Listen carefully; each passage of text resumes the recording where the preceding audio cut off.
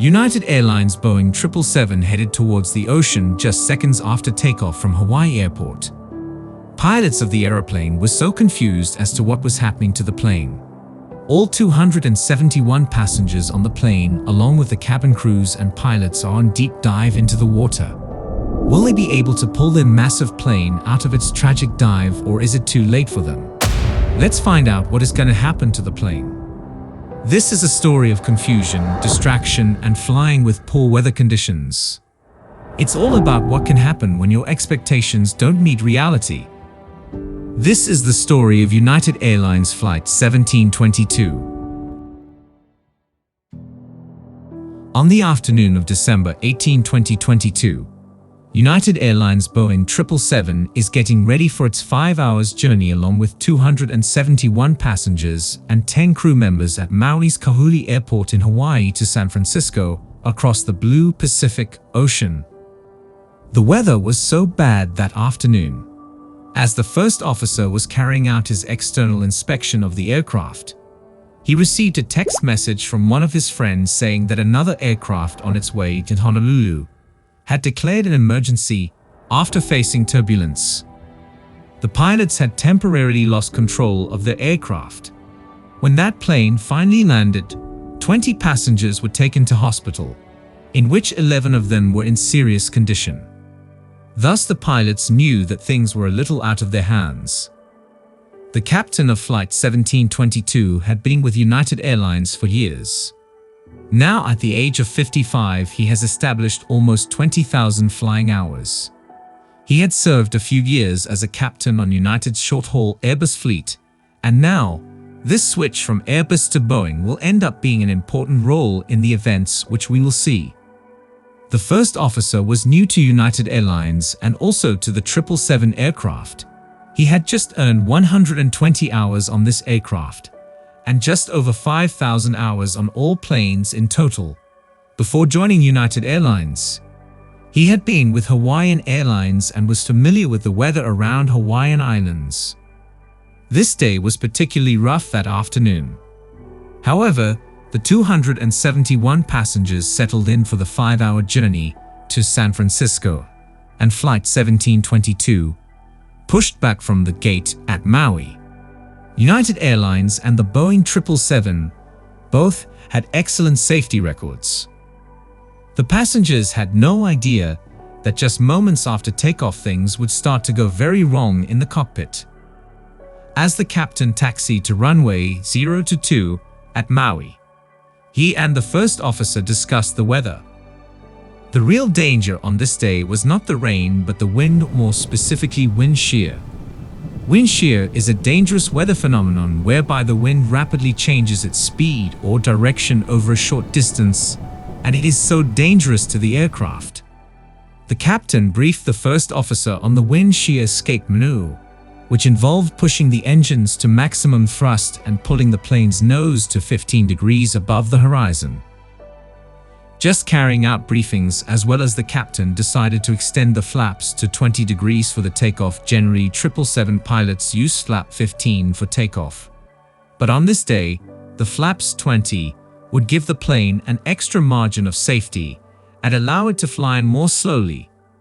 As far as the story of Flight 1722 goes on, this flap and thrust setting will play a crucial part in this incident, which we're now about to see. The captain lined up the massive 777 on the runway. He put the windshield wipers on high and turned on the weather radar, which scanned a cone-shaped section of sky in front of and above the aircraft. The picture it painted told him that things wouldn't get easier once he was airborne. The captain pulled back in his control column and lifted the plane into the sky. The climb was normal for the first few seconds as expected. While he flew the plane, the first officer was busy handling radio communications with air traffic control to monitor the captain's flying and to clean up the aircraft as it climbed out. Cleaning up the aircraft involves things like raising the gear and the flaps to make the plane more stable for high-speed flying.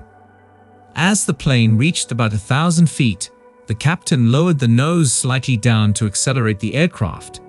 But if the plane got too fast, the force of the air would damage the flaps. To prevent this, and to allow the plane to accelerate further, the captain told the first officer to raise the flaps, and it is here where things started to go wrong. The captain told the first officer to raise the flaps to 5 degrees, while the first officer thought he said 15 degrees. The first officer raised the flaps to 15 degrees and then contacted departure control on the radio. This miscommunication about the flaps setting was risking damage to their flaps if the aircraft speed exceeded 190 knots. When the first officer raised the flaps to 15 degrees, the red overspeed markings appears on the captain's primary flight display. So now the captain was in a situation where his plane was accelerating and was about to go too fast for the flaps. He didn't understand why this was happening. Is there a problem with the flaps?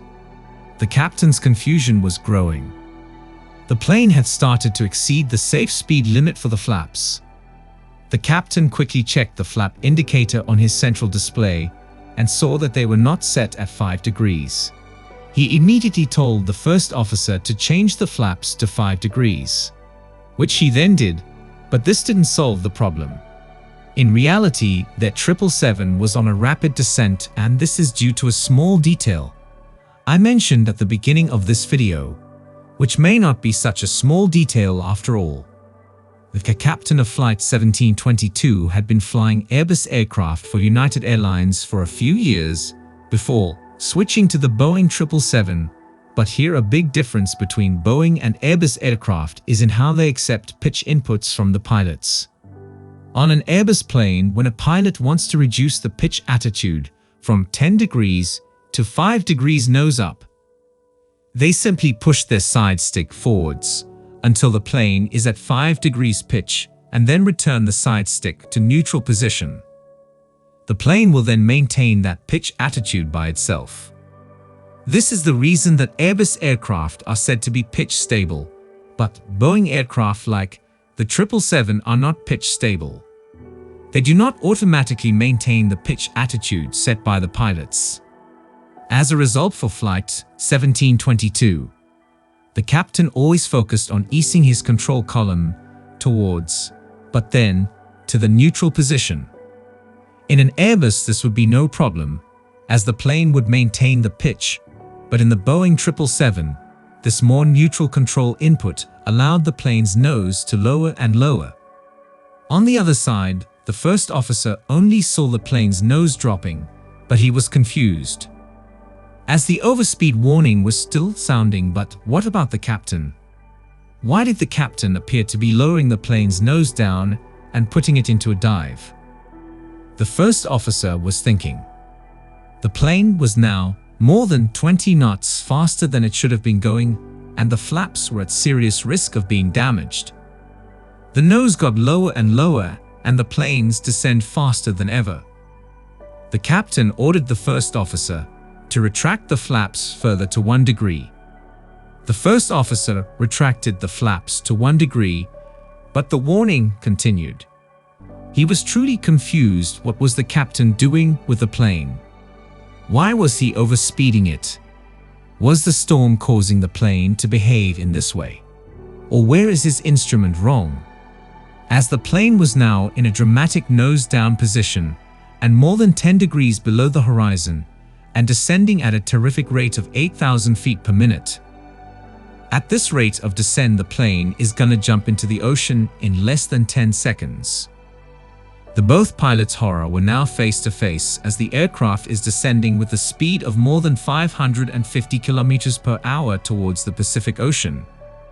The first officer shouted at the captain to pull the plane off. The captain had only seconds left to react. He yanked back on his controls and quickly pulled the power back to idle position. The plane assembles its position from vertical to straight within seconds. The plane was now climbing upwards at a speed of more than 8,000 feet per minute. After a few tense moments, the plane was safely away from the water. The captain reduced power on the engines and re-established the plane on its normal climb profile. Once the captain had confirmed that none of the passengers were injured and that there was no damage to the aircraft, he decided to continue the flight to San Francisco. About 4.5 hours later, the Boeing 777 successfully landed